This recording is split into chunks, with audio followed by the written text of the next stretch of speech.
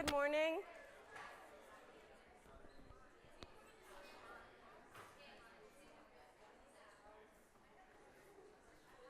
Good morning. We're starting class now. How's the volume for those in the back? Okay. Okay, did everyone receive my email last night about the Cerigo map exercises? Okay, raise your hand if you did not receive it. Okay, good. That's good. Do you have any questions that you want to ask now? Is there anything you don't understand? Yes? Is there a certain time that we uploaded this? I only saw the Cerebral Map exercise under assignments, but it didn't have anything to go to. When did you try this? Last night. I tried it this morning. Yeah, it wasn't open until this morning at 8 o'clock. Yeah. Okay. So, what luck did you have? No, I opened it this morning. Was this after 8 o'clock? Okay, you're on it. Okay, so it's available. No, it's not.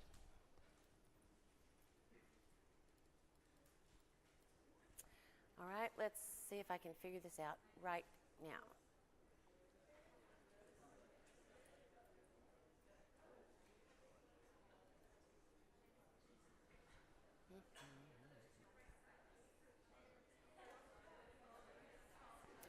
Okay, are you listening to me? Please do. This is what you click on.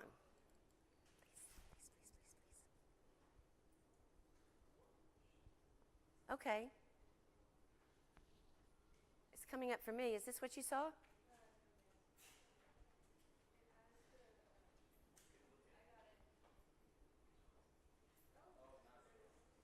Okay, now you see it? Okay. And from this, there are 10 factoids about the U.S. map. The slave states, the free states, Kansas, Nebraska, California, so on. And so, it's time to stop talking, please. So, what this does is this first goes through a lesson. Yeah, I do know that, except I don't remember what I saw. Let's see.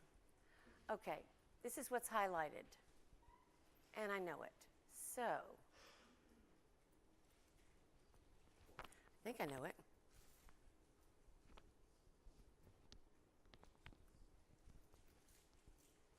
But I don't remember the date. Does anyone know the date? Okay, then let's see what we get. 1849. All right. Now, I'll get a chance to do it again.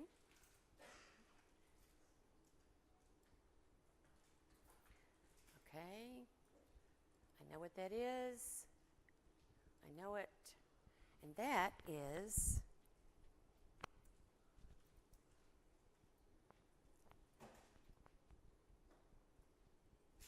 now, you won't always have to type in the answers. No. And of course, if you make as many mistakes as I do, you have to look at what you typed. Yeah, I misspelled it, but I almost got it. Let's see.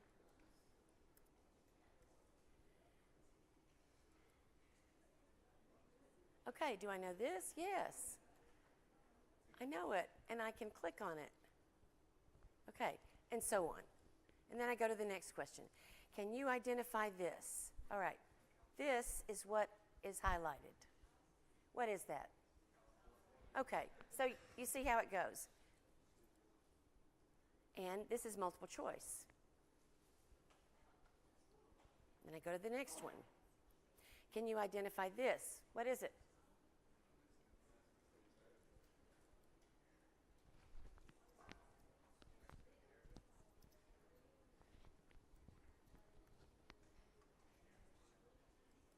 When was New Mexico Territory created? Come on. The Compromise of 1850? Stop talking. Start answering. I mean, it's real simple. This is a class. You are not supposed to talk. You were supposed to answer my questions. When was the New Mexico Territory created?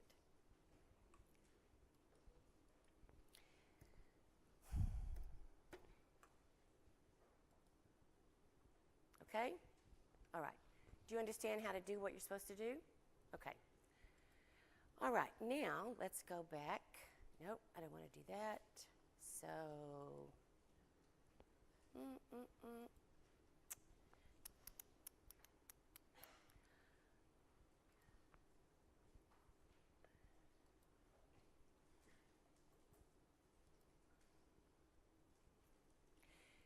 now you have until next week, next Wednesday at midnight, to complete this exercise.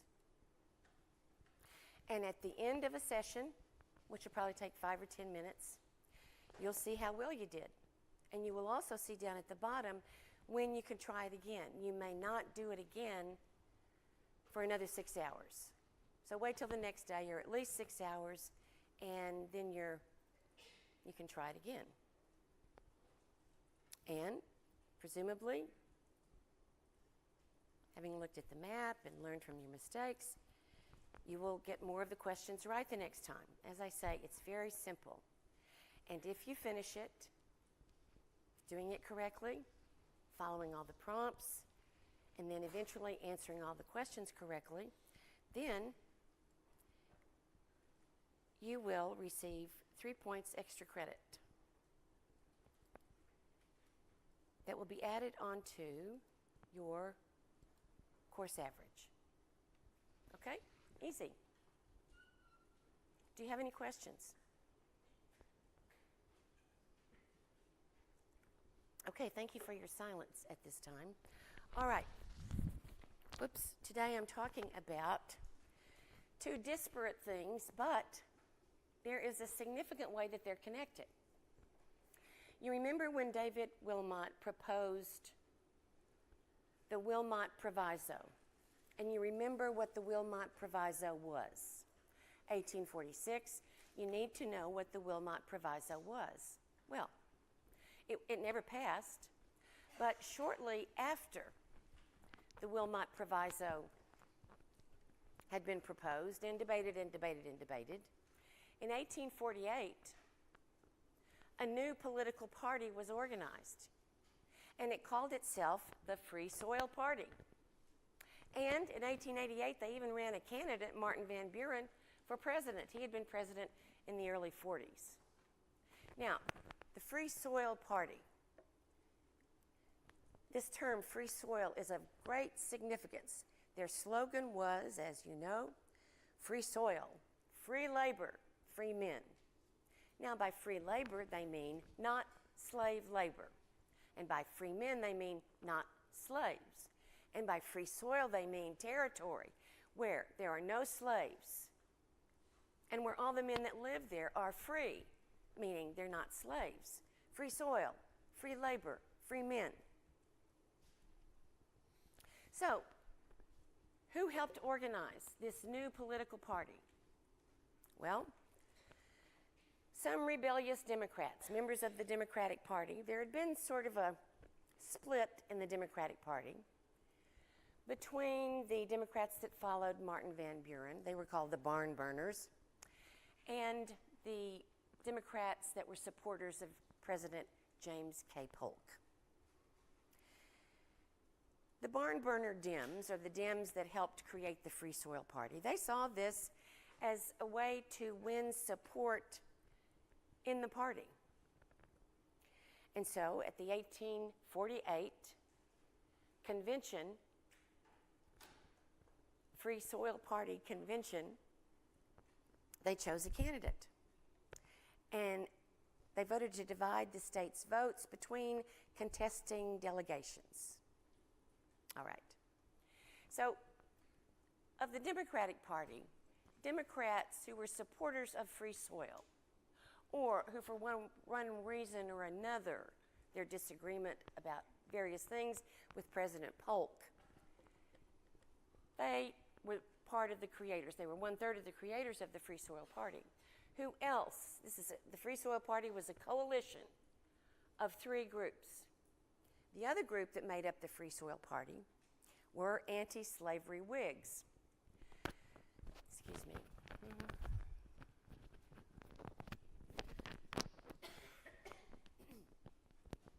Anti-slavery Whigs. In the Whig Party, by this time, we're talking the late 40s. In the Whig Party, there were Cotton Whigs. Cotton, C-O-T-T-O-N.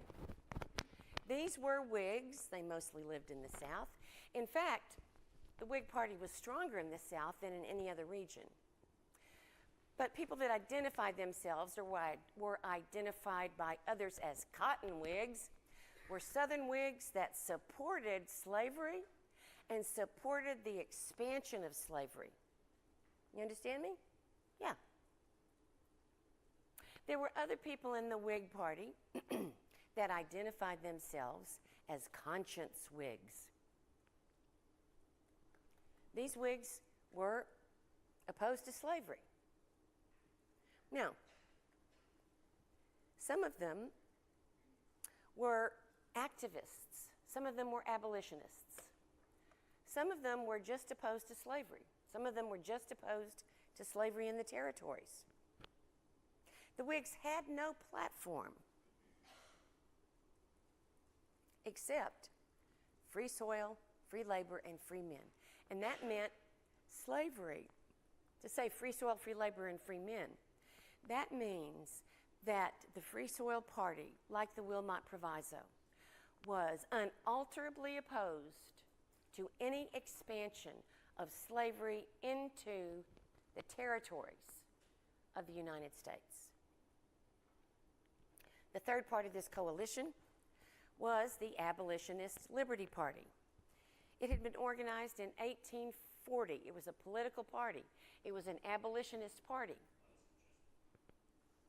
Like most third parties, it never won an election, but it did siphon off some votes from the Democrats and the Whigs, or whatever party was claiming to run, because people wanted to cast their vote for a political party that was unapologetically opposed to slavery and slavery expansion. Now, the Free Soil Party, free soil, free labor, free men. When they talk about free labor, a phrase that the Free Soilers used was, they believed that there was dignity in labor, dignity in doing work, dignity in creating. Now, that's if you're your own man. Dignity in work. Now, I don't know if this notion of dignity in work goes back very far into European history, but I do know that Puritans thought about dignity of work, to work in one's calling. That's what God wanted you to do, dignity in work. You are working, you are supporting your family, you're not drinking, you're not gambling, you're working. And it doesn't matter if you're working as a farmer or if you're working as a banker. You're working. It doesn't matter if you're working as a farmhand. You are working. It's good, honest labor. They used language like that. It didn't matter if you were working in a factory. There was dignity in labor. And the Free Soil Party wanted this dignity in labor to be recognized. And one way to recognize the dignity in labor is that it was for free men. They were opposed to the expansion of slavery. Free Soilers also celebrated what we would call economic individualism. Means that, and this is of course a part of what encouraged the growth and the expansion of the market revolution in the early 1800s, right? that it is okay to work for your own advancement. That's okay. It is okay to work for yourself, meaning to work to gain money for you, for your family. Now, it's not okay to break the law or be a jerk while you're doing that, but making money, that's okay. It's not anything to be frowned on if you're doing it honestly and as a free man. Economic individualism is what free soilers, and actually most people in the North through most of the 19th century believed economic individualism was, they believed, the key to economic mobility. More than inheritance, more than family. As long as there was economic individualism and land to the west, you could move, you could make your choices, you could become an independent farmer, beholden to no one. You may or may not become rich, but you're independent. And that was valued. So, for a long time in the 1800s, all through the 1800s, white Northerners had seen the land to the west of where they lived. And remember, after 1803, the land to the west was the Louisiana Territory. Even before 1803, there was the Old Northwest. So, all through the decades before the Civil War, there was land to the west. And with the market revolution, and with transportation, and with growing markets, cities, where they did not plant corn or wheat or run cattle, as long as there was a market, there is opportunity in the West to become an independent farmer, a homesteader, or to become a commercial farmer.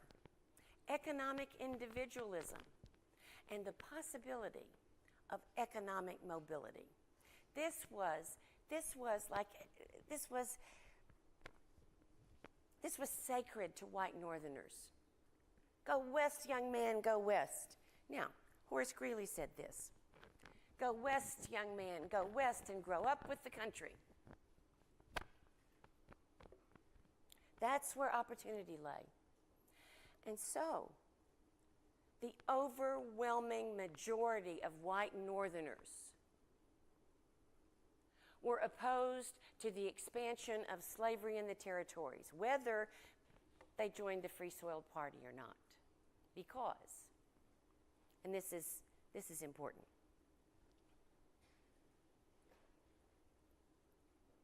a white man could move west and stake a claim and start out as a homesteader, subsistence farmer, and then become a commercial farmer and gradually become self-sustaining, if not moderately prosperous. This was everybody's dream. White Northerners who wanted to pursue this dream, they knew that they would not be able to do so if they were competing with landowners who had slave labor. Now just think about it. If you own land in western Michigan and you're a commercial farmer and you and your sons are working the land and you have a brother and you hire one guy to work the land with you, and that's your labor force until you can buy some farm machinery, okay? Now, if a white Southerner who has even 10 slaves moves to western, what did I say, Michigan? He has to feed his laborers. He had to transport them there. But he does not have to pay them cash money. He does not have to pay them out of his profits. So you are at a competitive advantage. You understand that, I'm sure. Raise your hand and ask me a question if you don't understand that.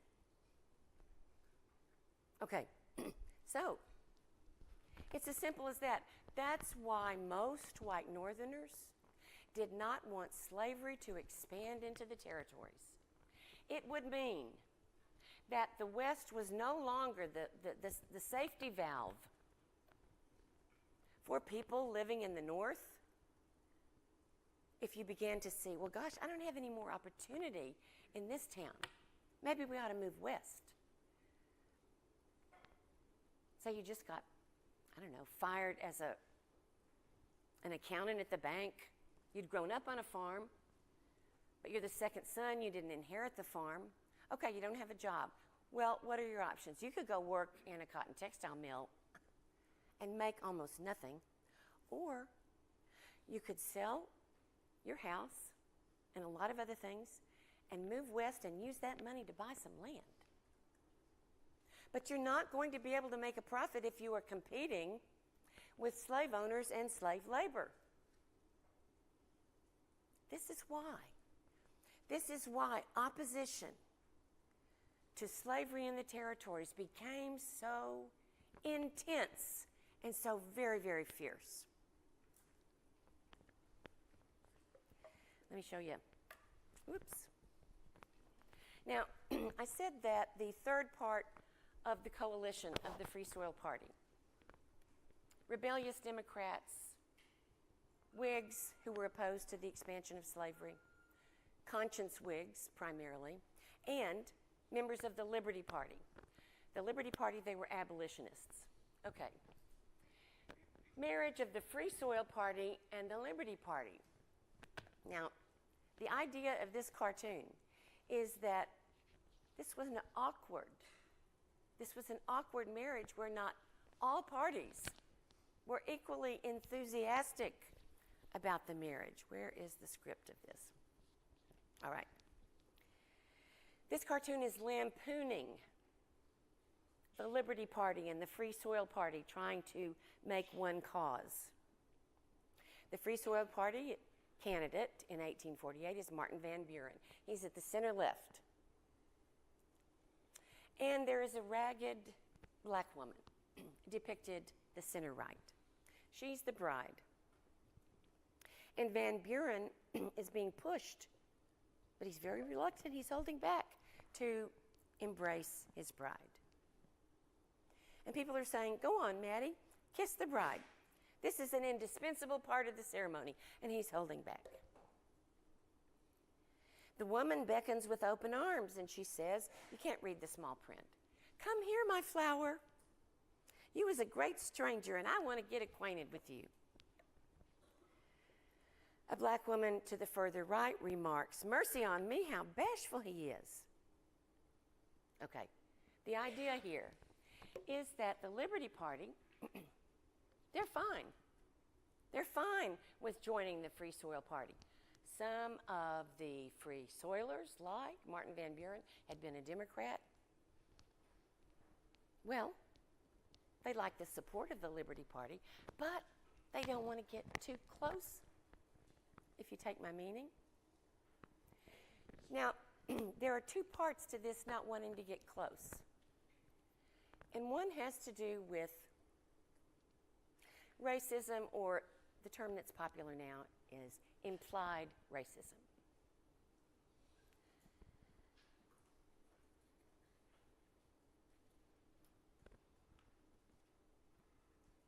And the other has to do with, I can't remember what, but it'll come back to me in a minute. Liberty Party, not convinced. Okay. Oh, the other has to do with the fact that the Free Soil Party was not an abolitionist party. Free Soilers, and I'll tell you, virtually all white Northerners and all black Northerners, virtually all Northerners were opposed to the expansion of slavery in the territories for the reasons that I explained. But, as you know, because I've said it a million times, not all black Northerners campaigned or supported the abolition of slavery. Most Northerners, white Northerners, did not campaign for the abolition of slavery. They did not care. It was like, just let them do their thing. talking about abolition, that just agitates things, makes problems. As long as they stay in the South, I don't care what they do. But they may not move west. No, the West has been promised to us. Now, remember the Missouri Compromise, 1820? The Missouri Compromise line? Okay.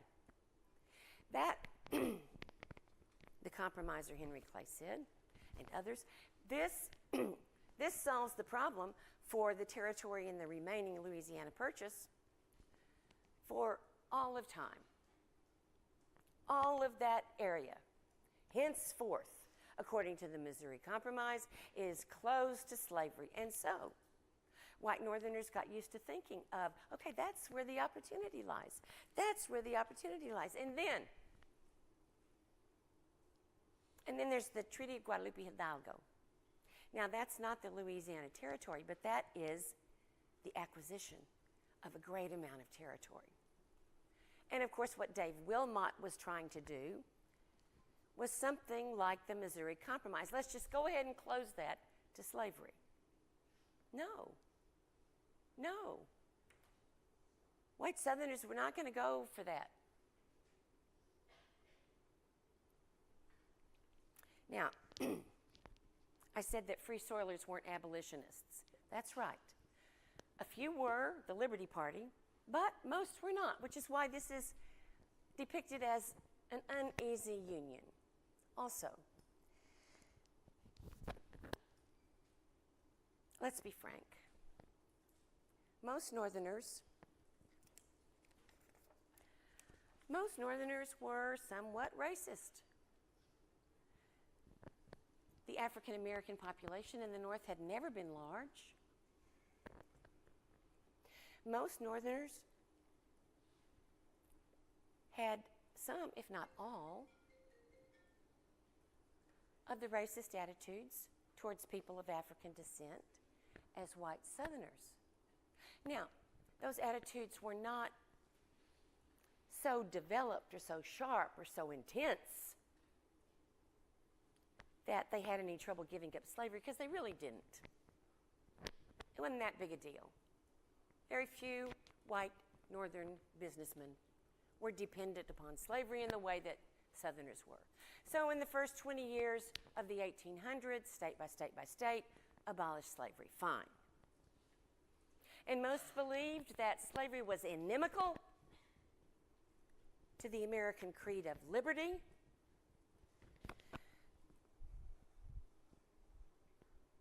And they believed in that. But that didn't mean they wanted to be around a lot of black people. The character of Miss Ophelia in Uncle Tom's Cabin is Harriet Beecher Stowe's emblematic white Northerner who opposes slavery. Slavery, oh my God, she is so self-righteous about, oh God, you slaveholders. But she didn't want to be around black people. She's creeped out by black people.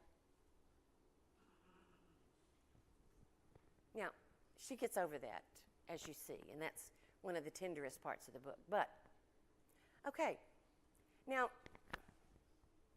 it is not unusual that people fear or are uncomfortable with what they don't know, what they haven't experienced. And many white Northerners had not had much experience with African Americans. African Americans faced discrimination in the North. In some places, they could not vote. In most places, they could. But in some places, they could not vote. There were also limitations to their economic mobility in the North.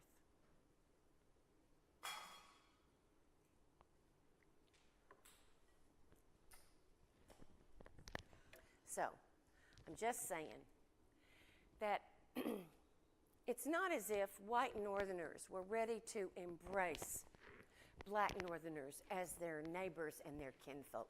That's the point of this cartoon.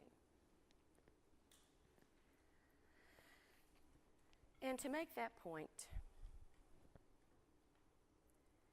one reason that free soilers white Northerners, objected to the expansion of slavery in the territory. The first reason is that it would significantly dilute or extirpate their opportunity in the West. It would compromise their opportunity in the West, which they had always thought as sort of a sacred pledge. It was the safety valve for Northerners, where the population was growing so much faster than any place else. But the other reason free soilers did not want slavery to expand into the West was that it would bring large numbers of African Americans into areas believed to be reserved for free white Americans, and slavery would force whites into contact with a race they considered inferior. I'm sorry, that's just the way it was. The next step they feared, if slavery became embedded in the territories, would be the emergence of a master class, like the slave owners in the South, and the enslavement of white workers. Now, I'm going to read a little poem. It's probably better to call it a little bit of doggerel that circulated among the taverns where some free soilers went after work to have a drink. The N-word is in here because white Northerners use the N-word, and so I'm going to read it because it's important to the rhyme. Please note that I have not since I was 12. I don't think ever. I mean, my parents just wouldn't tolerate it. I've never used the N-word, I never will. But here is the poem. A popular poet of the day summed up this fear. I'm quoting. Why, it's just as clear as figures, clear as 1 and 1 make 2. Chaps that make black slaves of niggers want to make white slaves of you.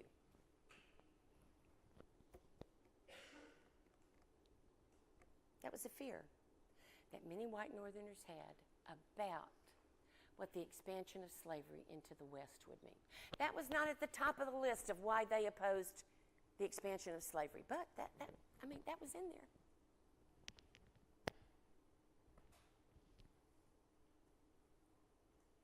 So, most free soilers were unalterably opposed to allowing slavery to expand into the territory. Some free soilers, like the Liberty Party, were also opposed to slavery and worked actively to end slavery. But most of the Liberty Party, like most white Northerners, were not anti-slavery in the South activists. They didn't care about the South. They just wanted slavery contained in the South. Do you understand what I'm saying? Okay. Now, you have to remind me. In my other class, yes? So is that Liberty Party you're talking about, the Free Soil Party? No, the Free Soil Party is made up of a coalition of rebellious Democrats, conscience Whigs, and the Liberty Party, the anti-slavery party. Yeah. Okay, in my other class, I ended up having time at the end of class to go through the history of fugitive slave legislation before 1850. I do not remember if I had time to do that in this class. I did, Ted? Okay, then we will pick up in 1850. The Fugitive Slave Law was passed.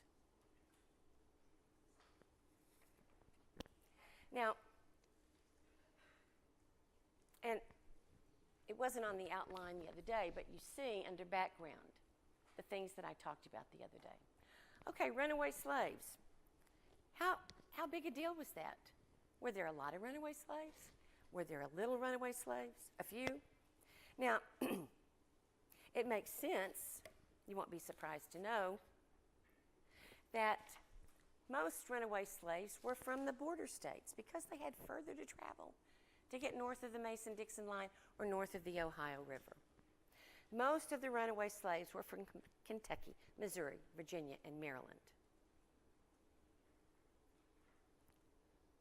Runaway slaves, some were just trying to get to the north. Many wanted to get all the way up to Canada because they weren't sure they were safe, even in the northern part of the United States. And between 200 and 100 a year, many slaves did make it into Canada, some assisted by the Underground Railroad.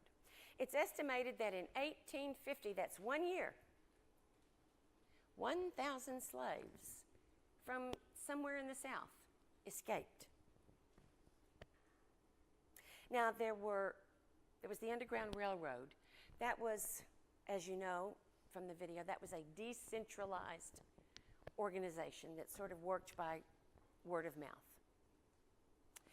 And there was also there were anti-slavery vigilance committees. And they became more prominent, more obvious after the Fugitive Slave Law of 1850 was passed. The vigilance committees helped 151 slaves escape during the 1850s. Now,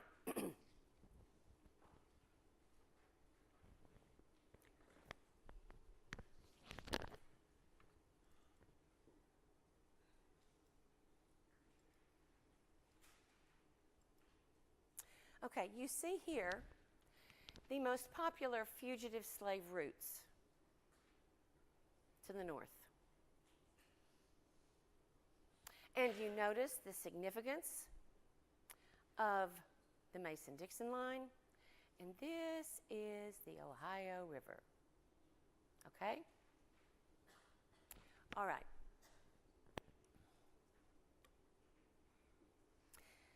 And I'll go on to this. These are depictions of different episodes in Uncle Tom's Cabin. You recognize the top left as a depiction of Eliza running with her 5-year-old son across the iced-over Ohio River, trying to get to the other side, which, mercifully, she does.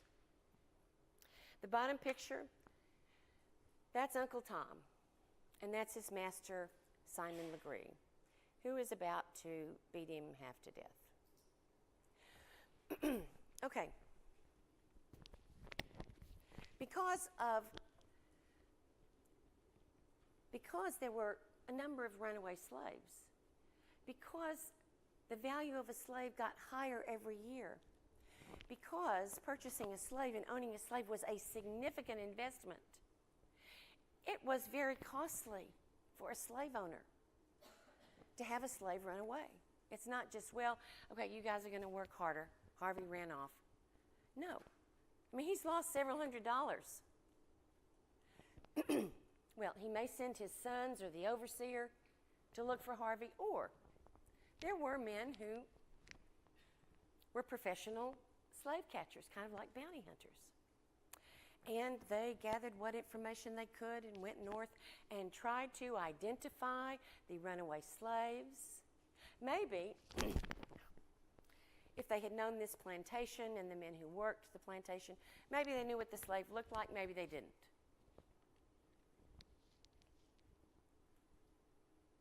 Well, during the antebellum decade, thousands of slaves ran away. Most didn't make it to the north. Most were recaptured in the south. Other runaway slaves hid out in the south. There was a slave named Harriet Jacob. She ran away. Now, her grandmother was a free black woman in the south who owned a very small house, kept to herself, was kind of isolated in the woods. And Harriet Jacobs ran to her grandmother's house and said, "You've got to hide me away until I can get away." Well, she hid in her grandmother's attic for how many years was it? Well, it was years. 7 years. And slave catchers came to search the house, and she hid under the bed, or she crawled out of a little bitty tiny window on the roof of the house. There are a number of tense moments. She writes this in a memoir, and it's amazing that she wasn't caught, but she wasn't. When the Fugitive Slave Law was passed in 1850, Northerners immediately, you recall, that many Northerners opposed the Fugitive Slave Law of 1793. Northerners were even more angry about the Fugitive Slave Law of 1850. Many Northerners saw this as an attack on states' rights, as an attack on the rights of the northern states, the right to trial by jury, and the right to live as a free person, because northern states had abolished slavery. And so, this is Foner's words, they are offended at this extraterritoriality of the South. They feel like the South, and it's that they're increasingly calling this slave power, is reaching up into the northern states and in different ways impressing its commitment to slavery on northerners who have abolished slavery. And they don't like it at all. Now, the way the Fugitive Slave Act of 1850 worked is this. It created a commissioner, a federal commissioner, because it wouldn't be a state officer, you recall. It created a federal commissioner who would hear the claims of Southern slave owners. The slave owner would catch an alleged fugitive and go to the federal commissioner and present testimony in front of white witnesses. The slave, once again, was not permitted to testify, and might present an affidavit from the slave's home state, or where he was enslaved, in order to prove ownership. So, the slave catcher is presenting this to the federal commissioner, is presenting this case to the federal commissioner, and the escaped or putatively escaped slave is right there. Now, the federal commissioner decides, yep, that's your slave. You may return home with your property. Or, no, that's not your slave. Well, in either case, the slave owner or the slave catcher had to pay the federal commissioner for his services. The pay scale is curious. The federal commissioner was paid $5 if the commissioner ruled against the slave owner's claim. The federal commissioner was paid $10 if he ruled in favor of the slave owner's claim. Well, some Northerners said, that's bribery. That is just nothing but bribery.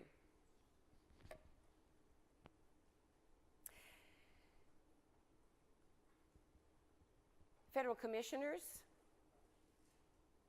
forced federal marshals to deputize citizens to force them to help capture alleged fugitives. And as far as Northerners, I mean, they felt that this was a bribe. And that, again, according to Prigg v. Pennsylvania, they resented that the federal commissioner could deputize marshals. So, the concern over whether or not slavery was going to extend into the territories, and the fierceness with which Southerners insisted that all territories had to be, the fierceness with which Southerners insisted that all territories had to be open to slavery, because, after all, slavery was property. You cannot deprive property without due process of law. You were not treating Southerners equally. You were not treating Southern states equally if you forbid them to take their property into the territories. What an outrage. So Southerners are more, This is why they so wanted a stronger fugitive slave law. They felt that the cards were stacked against them. They felt this was all just so unfair. Well, Uncle Tom's Cabin came out in 1852.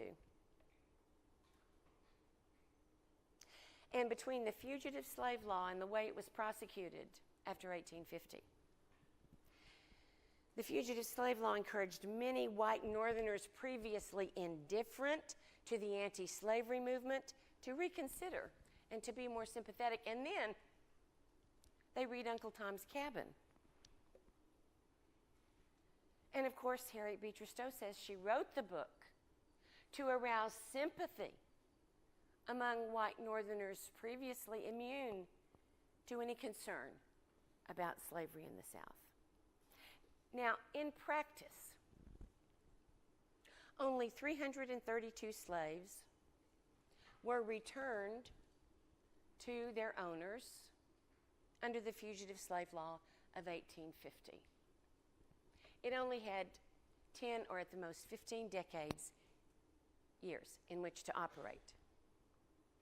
Only 11 fugitive slaves that were taken to federal marshals were set free by the federal commissioners.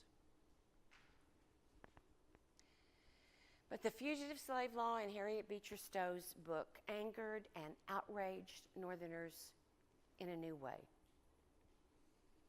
And there were some incidents. I'm going to tell you about the 1854 incident of Anthony Burns. There were several notorious incidents where federal marshals arrested the alleged fugitive slave who had been living in the North for many years, and where black and sometimes white populations tried to free that fugitive slave. Okay. In 1854, Franklin Pierce was president, and he was determined to see that the law, including the Fugitive Slave Law of 1850, be enforced stringently. Well, a man named Anthony Burns escaped from slavery in Virginia and came to Boston as a stowaway on a boat. His owner found out about where he was and came to Austin to reclaim him. Boston. Burns was arrested by a U.S. Marshal and put under heavy guard. In the meantime, a group of black and white abolitionists raided the courthouse with guns, battering rams, axes. And Federal Pierce, hearing about this, ordered United States troops, the Army, to Boston to join the local police to hold Burns. He was not going to let these abolitionists break the law, which was the Fugitive Slave Act of 1850. He was not going to let them defy the law. Just a couple of minutes. Well, the U.S. Commissioner, the federal commissioner, rules that Anthony Burns was a fugitive. He needs to go back. So, the day comes, he's being held in jail, and the day comes when Anthony Burns and his master are to walk from the jail to the Boston wharves, where they will board a ship to sail back to Virginia. Here's what happens. People knew the route. There was only one main route you could take. And the U.S. Army was there on either side of Anthony Burns and his master, local police. Down this route, stores were closed, and the buildings were draped in black. Americans hung the flag upside down, which is a sign of emergency, as perhaps you know. Coffins were hung from buildings. 20,000 people lined up on either side of the street to watch the process of a single fugitive herded or walked to a government boat that would return him to slavery. Now, you know, the Army, the local police, all of this cost the United States government $100,000